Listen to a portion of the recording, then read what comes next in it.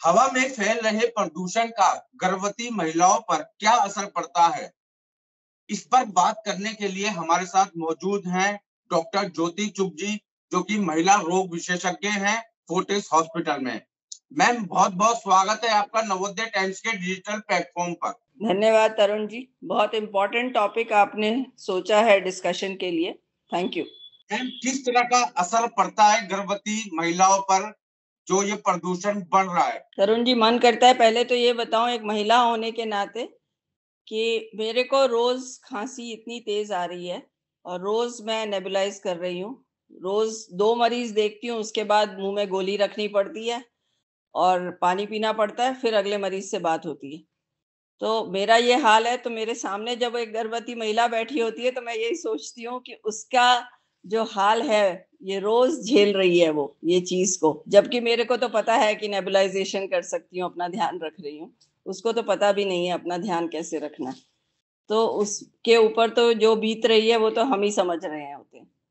तो दिक्कत तो आती है। किस तरह का असर पड़ता है जो ये वातावरण है गर्भवती महिलाओं पर? अगर एक नॉर्मल महिला का हम सोचे या नॉर्मल ह्यूमन बीइंग का, तो फेफड़ों का एक काम होता है कि वो हवा में से ऑक्सीजन खींचे और वो ऑक्सीजन वो पूरी बॉडी में सप्लाई करे।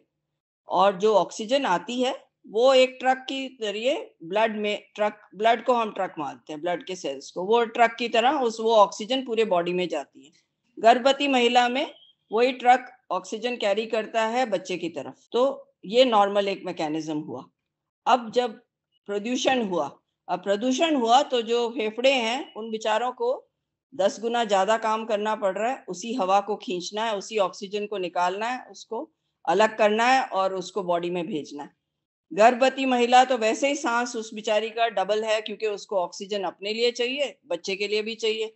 अब ऐसे में वो डबल काम तो पहले ही उसके फेफड़े कर रहे हैं, अब उसके ऊपर 10 गुना और लोड पड़ गया, क्योंकि उसकी ऑक्सीजन उसको गंदी हवा में से खींचनी है। तो उसके फेफड़ों पे तो लोड पड़ ही रहा है। तो उस कंडीशन में ऑक्सीजन की सप्लाई दोनों महिला को और उसके छोटे बच्चे पे भी उसका असर 101% पड़ रहा है। तो दिक्कत तो आती है उन महिलाओं को भी और उसके बच्चे पे भी। मैम, क्या जो ये वातावरण है, प्रदूषित वातावरण है, इसका बच्चे पर असर पड़ता है? बच्चे पे तो डेफिनेटली असर पड़ रहा है, क्योंकि अगर आपकी ऑक्सीजन की सप्लाई मदर की जो है वो कम है, अगर मान लो 100% उसको चाहिए, तो प्रेगनेंसी में वैसे ही कम मिल रही है उसको, वो मुश्किल से खींच खांच के सांस 100% सप्लाई कर रही है उस बच्चे को। अब अगर हवा में इतनी मुश्किल है तो उसकी सप्लाई 80% पे आ गई मदर की। बच्चे को तो ऑक्सीजन कम मिली। अब ऑक्सीजन कम मिली और मदर का हीमोग्लोबिन थोड़ा सा कम हुआ तो और कम हो गई। तो बच्चे की ग्रोथ पे उसका फर्क पड़ेगा। बच्चे की ब्रेन की डेवलपमेंट, उसकी बॉडी की डेवलपमेंट, उसके हर सेल्स की, मसल्स की डेवलपमेंट, बोन्स की, हर चीज के लिए उसको प्रॉपर न्यूट्रिशन चाहिए। अब वो अगर कम होगा तो ओवरऑल बच्चे की ग्रोथ पे बहुत फर्क पड़ेगा। बच्चा साइज में छोटा होगा, ब्रेन की डेवलपमेंट कम होती है। ऐसे बच्चे हमने देखा है पैदा होने पे चिड़चिड़े थोड़े ज्यादा होते हैं। ये हमने नोटिस किया पिछले 5-6 साल में कि ये बच्चे थोड़े चिड़चिड़े ज्यादा होते हैं। और पैदा होते ही बाहर की प्रदूषण, हवा तो है ही प्रदूषित, वो बच्चे फिर सांस लेने में उनकी दिक्कत शुरू हो जाती है, उनके नाक बंद होने लगते हैं, क्योंकि अंदर तो वो फिर भी सांस नहीं ले रहे थे। अंदर तो वो उनको ब्लड से सप्लाई मिल रहा था, तो उनको मेहनत नहीं करनी पड़ती थी।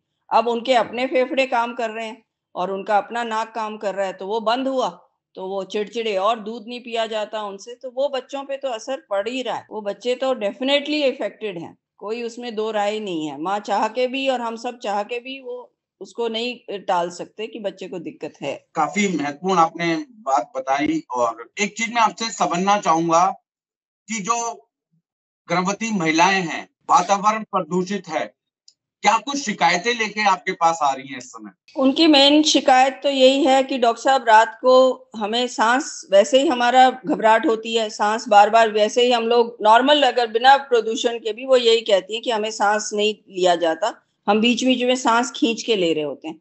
तो हम उनको समझा रहे होते हैं कि ये नॉर्मल चीज है, आपका सबको होता है और ये ठीक हो जाएगा। अब जब प्रदूषण है तो उनका सांस 10 गुना ज्यादा मेहनत कर रहा है, तो वो तो अब नॉर्मल नहीं है, वो तो एबनॉर्मल है ही। ऑब्वियस है कि उनको सांस 10 गुना ज्यादा खींचेंगी वो, तो वो दिक्कत तो पाएंगी। अब ऐसे में वो लेट के सो नहीं पाती हैं, उनको 2 तकिए लेके भी बैठना पड़ के फिर सांस लेना पड़ रहा है। फिर उसके साथ जिस साइड में लेटेंगी नाक बंद होगा, खांसी शुरू हो जाएगी, खांसी होगी, नींद खराब हो जाएगी। अब उस महिला को सुबह उठ के अपना काम भी करना है, उसने घर भी संभालना है या फिर ऑफिस भी जाना है, तो रात की नींद खराब, अब चिड़चिड़ा माँ, तो उसका खाना पीना, उसकी ऑक्सीजन सब कम है, तो वो उसका तो बुरा हाल हो ही रहा है, साथ में पेट में पलते हुए बच्चे का भी हाल खराब हो रहा है।